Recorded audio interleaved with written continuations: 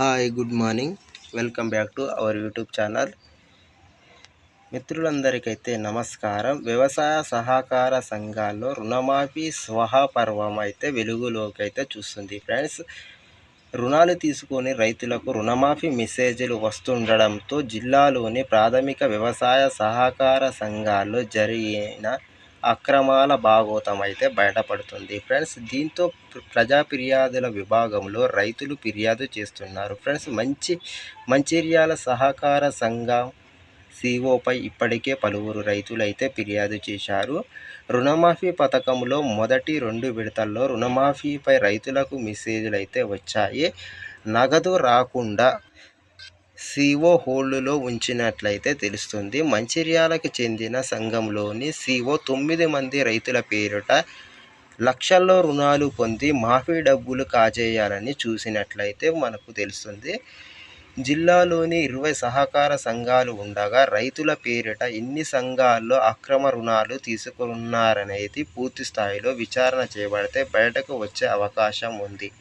రైతులకు తెలియకుండా వారి భూపత్రాలు, ఆధార్ కార్డు, ఇతర ధృవీకరణ పత్రాలతో సహకార సంఘాల్లో కొందరు సిఓ రుణాలు తీసుకున్నట్లయితే తెలుస్తుంది.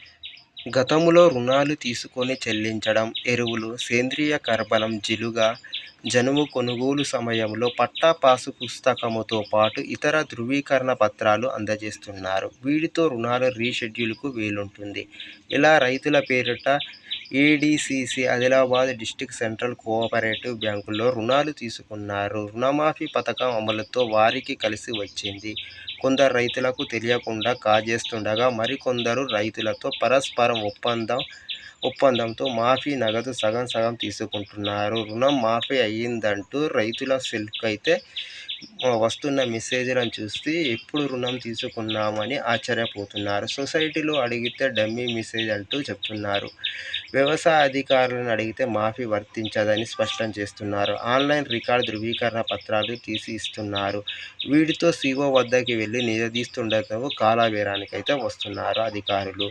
కొందరు రైతులు ప్రజావాణిలో కలెక్టర్కు ఫిర్యాదు చేయగా పూర్తి స్థాయిలో విచారణ చేపట్టి కమిషనర్కు పంపించాలని, అక్రమాలకు పాల్పడిన వారిపై చట్ట ప్రకారం చర్యలు తీసుకోవాలని అధికారులకైతే రైతులు వినతి పత్రాలు అయితే అందజేస్తున్నారు ఫ్రెండ్స్.